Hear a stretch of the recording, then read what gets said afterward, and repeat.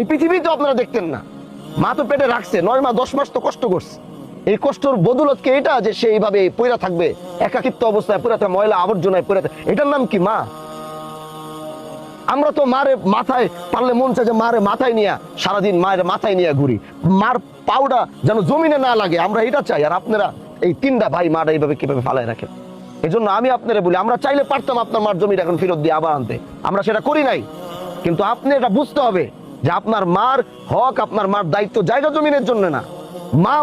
মার শব্দের পর আর কোনো শব্দই থাকে না।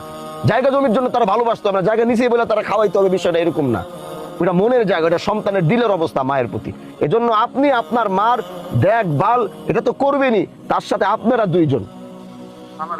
দুইজন জায়গা জমির ভাগাভাগির জন্য না, মার ঐতিহ্য, মার অস্তিত্ব, মার ভালোবাসা, মার যেখানে স্থান, 3 ভাইয়ের মাকে ওই জায়গায় স্থান দিতে হবে।